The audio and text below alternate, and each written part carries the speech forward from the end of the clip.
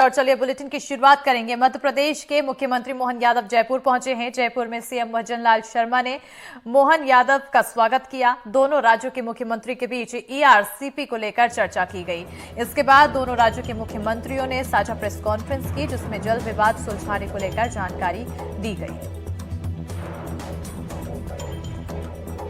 बताते चले कि एआरसीपी को लेकर दोनों मुख्यमंत्रियों के बीच चर्चा हुई। ये दौरा काफी ज्यादा अहम रहा और इसके बाद फिर दिल्ली के लिए रवाना होंगे दोनों ही मुख्यमंत्री। राजस्थान के दौरे पर पहुंचे डॉक्टर मोहन यादव। सीएम द्वारा राजस्थान के सीएम के साथ मुलाकात की गई, चर्चा की गई। इस बात की प्रसन्नता है कि एक बरसों पुराना उलझा मुद्दा, जिसके कारण से दो राज्यों की बड़ी आबादी वर्षों से विभिन्न प्रकार के अलग अलग क्षेत्रों के विकास की भूख के साथ बैठी हुई थी या उनकी अपनी दरकार थी।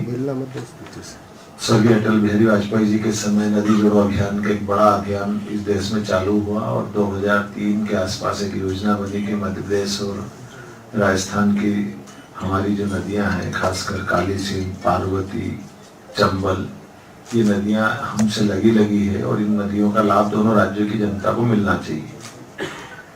योजना बनी, योजना आगे बढ़ती, उसी बीच माननीय स्वर्गीय अटल बिहारी वाजपेयी जी की सरकार चली गई। दुर्भाग्य से कांग्रेस की सरकार दिल्ली में बनी और उसने इस योजना को डंप करा दिया। ये हमारे लिए वर्तमान का समय और भाग्यशाली है, जिसमें यशस्वी प्रधानमंत्री ने इतने गंभीर महत्व के इस विषय को हाथ में लिया और हमारी सरकार मध्य प्रदेश में तो बनी थी, लेकिन राजस्थान सरकार ने इस ध्यान नहीं दिया। लेकिन मुझे इस बात का संतोष है कि जैसे ही माननीय भजनलाल जी की सरकार बनी और हमारी तो मध्य प्रदेश सरकार पहले से उस इशू पर बैठी हुई थी, जिसके आधार पर ये एक बड़ी योजना का लाभ हमारे ये लगभग मध्य प्रदेश के शिवपुरी, ग्वालियर, भिंड, मुरैना, गुना, उज्जैन, इंदौर, देवास, इतने जिलों में न केवल पेयजल की और औद्योगिक जरूरतों की पूर्ति करेगी, बल्कि इसमें काफी बड़े पैमाने पर हमारे लगभग 7 डैम जो बनेंगे, 35,000 करोड़ से ज्यादा की हमारी उसमें मोटे तौर पर कल्पना है। आगे भी बढ़ेंगे, लेकिन अभी कुछ इशू बाकी है। अभी रात तक अभी हमारे दोनों राज्यों के अधिकारी लेवल पर इस पर चर्चा बाकी है। कुछ हम कोशिश कर रहे हैं कि जनता के हित में शाम तक कोई इस मुकाम तक पहुंचे। और इसी पर ज्यादा जानकारी के साथ हमारे भोपाल सहयोगी इजहार खान जुड़ चुके हैं। सीधा रुख करेंगे हमारे सहयोगी की ओर। इजहार, जल विवाद को सुलझाने की यहां पर कोशिश की जा रही है। मुख्यमंत्री का आज राजस्थान दौरा, क्या कुछ जानकारी? बिल्कुल, देखिए अगर हम बात करें तो पार्वती, काली सिंध और चंबल, ये 3 नदियां ऐसी हैं जिनके पानी को लेकर मध्य प्रदेश और राजस्थान सरकारों के बीच लगातार विवाद बना हुआ था। और अगर हम बात करें 2023 विधानसभा चुनाव से पहले की, तो कहीं ना कहीं इन दोनों राज्यों में अलग अलग जो सरकारें थी होने की वजह से ये विवाद हल नहीं हो पा रहा था। लेकिन अब जब दोनों ही प्रदेशों में भारतीय जनता पार्टी की सरकारें हैं, तो अब माना यह जा रहा है कि जो विवाद है ये विवाद समाप्त हो जाएगा और इसके बाद जो दोनों ही प्रदेश है, चाहे राजस्थान हो चाहे मध्य प्रदेश, यहाँ के लाखों किसानों को फायदा होगा। आपको बता दें कि मुख्यमंत्री मोहन यादव आज राजस्थान के दौरे पे हैं, जहां पर उन्होंने जयपुर में जो राजस्थान के मुख्यमंत्री हैं भजनलाल शर्मा, उनसे मुलाकात की और दोनों नेताओं के बीच ये जो नदियां हैं, पार्वती है, काली सिंध है, चंबल है, इसके पानी को लेकर चर्चा हुई है और माना जा रहा है कि जो एक सार्थक परिणाम इसके आने वाले हैं, जिसकी वजह से मध्य प्रदेश और राजस्थान के लाखों किसानों को फायदा होगा और उनको पानी मिल सकेगा। जी बिल्कुल। और क्या क्या मुद्दे इस मुलाकात के दौरान उठाए गए, क्या क्या चर्चा है, आखिर ये दौरा कितना अहम माना जाए? देखिए अगर हम बात करें तो प्रधानमंत्री नरेंद्र मोदी लगातार ये बात कहते हैं कि जो प्रदेश हैं, प्रदेश के मुख्यमंत्री परस्पर संबंध स्थापित करके काम करें। पीएम मोदी का साफ कहना है कि हमको अब जो हमारे प्रदेश है, हमारा देश है, उसको एक विकसित और जो है विकास की दिशा में आगे बढ़ाना है। तो इसको लेकर जो प्रदेश के मुख्यमंत्री हैं वो लगातार एक दूसरे मुख्यमंत्रियों से अच्छे संबंध स्थापित करें और यही वजह है कि जो सीएम मोहन यादव हैं वो आज जयपुर में उन्होंने भजनलाल शर्मा जो छत्तीसगढ़ राजस्थान के मुख्यमंत्री हैं उनसे मुलाकात की और जो विधानसभा स्पीकर हैं ओम बिरला, उनकी अगुवाई में ये मीटिंग हुई है और इस मीटिंग के परिणाम काफ़ी अच्छे आने की संभावना है। दोनों नेताओं ने आपसी सहमति जताई है और अब जल्द ही जो ये नदियां हैं, चाहे काली सिंध हो, चाहे चंबल हो, चाहे पार्वती हो, इनके पानी का बंटवारा हो जाएगा और इसकी वजह से लाखों किसानों को फायदा होगा। आपको मैं यहाँ पर बता दूं कि ये मुलाकात कोई छोटी मुलाकात नहीं है और जो आज फैसला हुआ है ये एक बड़ा और अहम फैसला है। मध्य प्रदेश और राजस्थान के लाखों किसानों का ये फैसला है जिसकी वजह से उनकी फसल सूखती थी। अब जब ये पानी दोनों प्रदेशों को मिलेगा तो कहीं ना कहीं इसका जो बहुत लंबा बड़ा विवाद फायदा खींचा होगा। चला आ रहा था वो कहीं ना कहीं रुकने के कगार पर अब दिखता हुआ नजर आ रहा है। वीरेंद्र सिंह शेखावत हमारे साथ जयपुर सहयोगी जुड़ चुके हैं।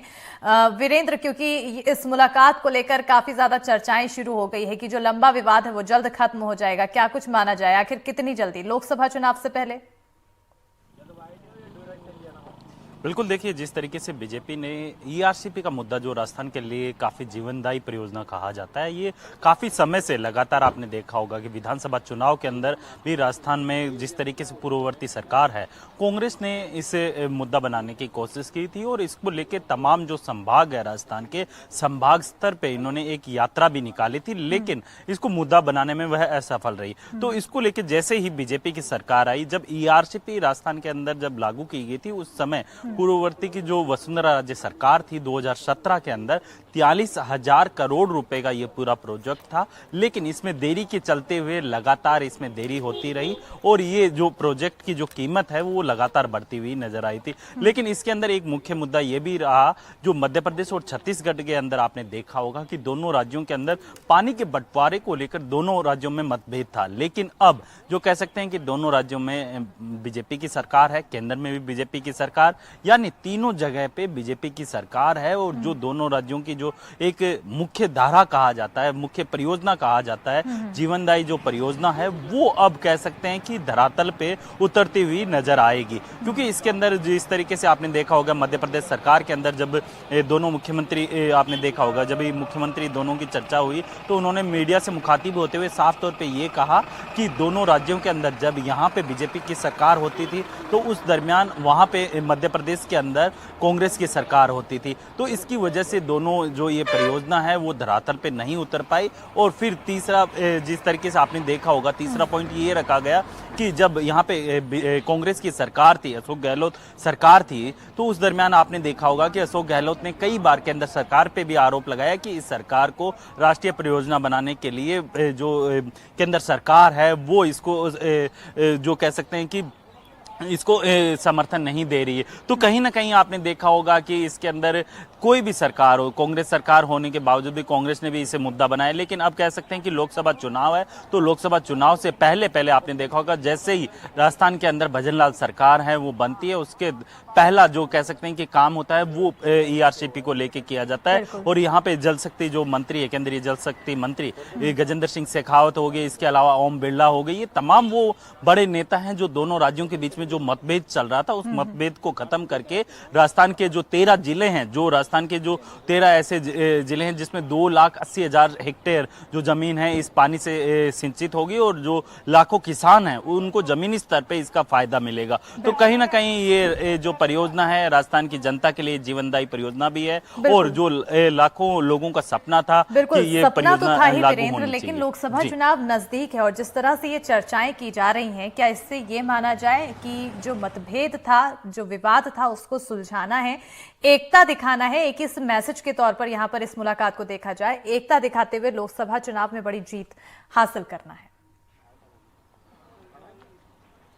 बिल्कुल, देखिए अगर बात की जाए पूर्वी राजस्थान की तो पूर्वी राजस्थान के 13 जिले आते हैं। 13 जिलों के अंदर अगर बात की जाए 83 ऐसी विधानसभा क्षेत्र है जो पूरी इस परियोजना के तहत कह सकते हैं कि कहीं ना कहीं इससे डायरेक्ट हो या इनडायरेक्ट तरीके से कनेक्ट होती है। लेकिन अगर लोकसभा चुनाव की बात की जाए तो लोकसभा चुनाव के अंदर भी सीधा सीधा असर इसका देखने को मिल सकता है, क्योंकि लोकसभा चुनाव के अंदर जो राजस्थान की 25 सीटें हैं और लगातार आपने देखा होगा पिछले 5 साल से या फिर 2 बार बीजेपी ने 25 की 25 सीटें जीती है और अब तीसरी बार है लोकसभा चुनाव के अंदर ईआरसीपी को मुख्य मुद्दा बनाकर कह सकते हैं कि इसे भुनाने की भी कोशिश की जाएगी बीजेपी के द्वारा। और आपने देखा होगा पूर्वी राजस्थान के जो कह सकते हैं कि ऐसे जिले जिसमें आप देखेंगे कि राजस्थान का दौसा जिला हो या फिर कह सकते हैं कि अलवर हो, ये ऐसे वो जिले हैं जहां पे पानी की काफी दिक्कत है और लोगों को पीने के पानी की हो या सिंचाई के पानी की हो, ये समस्याएं काफी देखने को और मिलती हैं। इसी के माध्यम से लगातार मुलाकात का दौर भी देखने को मिल रहा है, इजहार। लेकिन अब क्या ये माना जाए कि कहीं ना कहीं इस विवाद के सुलझने के बाद कांग्रेस के लिए और ज्यादा मुश्किलें बढ़ती हुई दिखाई देगी दोनों ही राज्यों में? देखिए, हम लगातार कह रहे हैं इस बात को कि जो भारतीय जनता पार्टी है वो मध्य प्रदेश की सभी 29 सीटें जीतने की दिशा में लगातार काम कर रही है।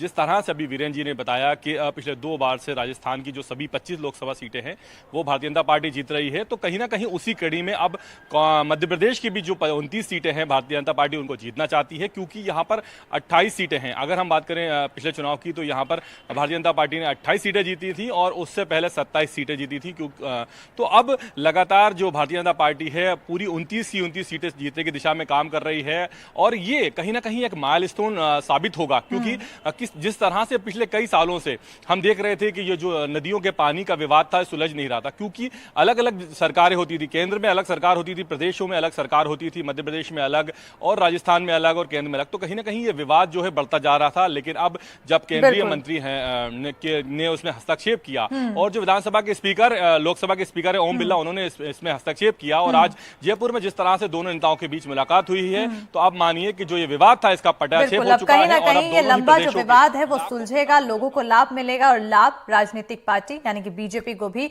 सरकार को भी मिलता हुआ नजर आएगा। बहुत बहुत शुक्रिया इजहार, वीरेंद्र, तमाम जानकारी देने के लिए।